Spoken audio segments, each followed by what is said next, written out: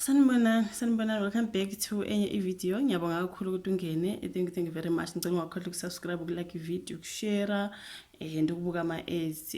So guys, ake sikhulumeni ngodaba lwemadlanga commission ukuthi uye wabulawa uFan der Merwe obebizwa kuthiwa ngo-witness D ke lapha when it comes to imadlanga commission.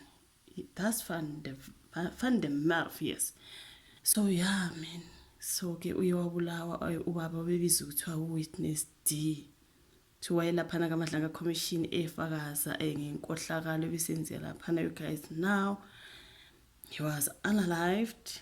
Angazi kukhulunywa ngokuthi kodwa kuzomela kuqiniswe ezokuphepha kule ndawo. You guys, imagine those witnesses abaphephile at all. Remember ke babengabonakali, kwakuzwakala nje ama voices wabo and all that, bona ke bengaveli into ekaza. Kodwa ngiyacabanga ukuthi phela umuntu mayeyofakaza laphana, wena mangabe nguwena sikhohlakalo uyazi ukuthi usenzani and uyazi ukuthi ngubani nobani onaleyo information. Of course even the voices, umuntu can tell ukuthi okay, this person is this one, obesazi ukuthi ulo, obesazi ukuthi ulo, niyabona. So this thing of witness A, witness B, witness C, abantu bayabazi, abantu kade besebenza nabo abayazi inkohlakalo yalapha. So kwaze kwakubi wabulawa abantu. You guys, hayi kwaze kwakubi indawo yesigameko leyana ebeke laphana, kodwa kuthiwa kuzoqiniswa ezokuphepha khona kubofakazi becommission ephenyiza insolo emva kokuthi ke kusocunga ubulawa ke ufakazi obeyimfihlo ubaba uMaurice Van der Merwe. Hayi, so kuyathanda ukwethusa mangabantu sebezobulawa kanjeni. Inhlaka zokuphepha khona kuza amaphoyisa namasosha nezinhloli i-net joints izibamba umhlangano ophuthumayo nezikhulu ze-commission eHoly Judge Mbuyiseni Madlanga kuzokhulunywa ke ngodaba lokusocongwa ke ukababa Van der Merwe.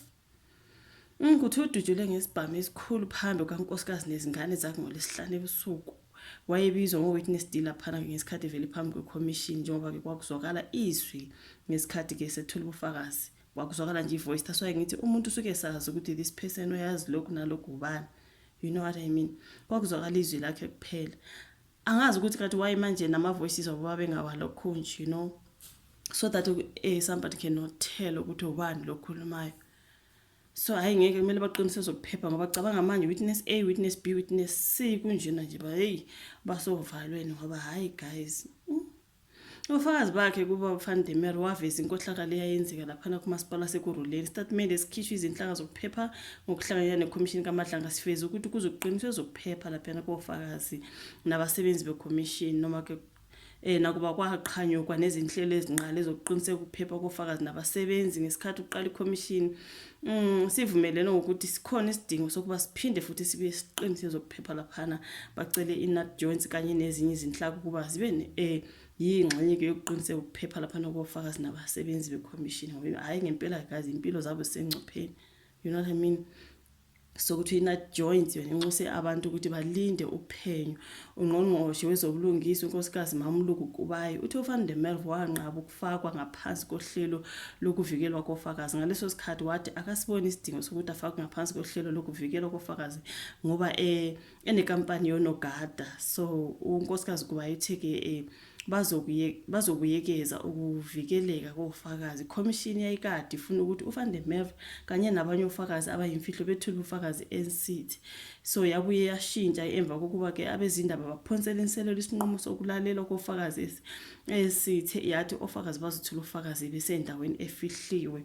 So umama Kubayi uthe lokhu kwenza ukuba ofakazi abayimfihlo bagcine ke sebaziwa ukuthi bangobani. Awuzwa ngithi nje umuntu usuke yazi ukuthi hayi lo okhuluma la ubani, you know, and then they will be targeted. So hayi ngempela nje kwaze kwakubi ngalo baba.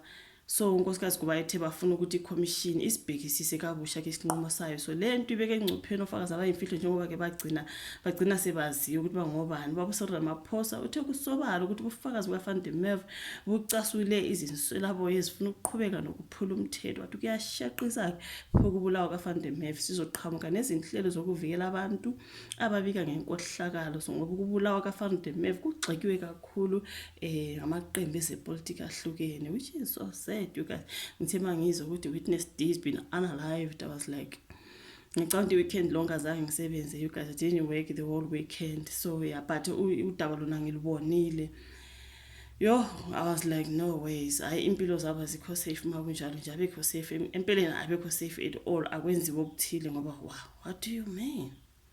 Angazi asathembe kuzoqiniswa zokuphepha you guys. Isho uvolo ka comment section, like i video, subscribe, share, sibonane ngezayo. Bye.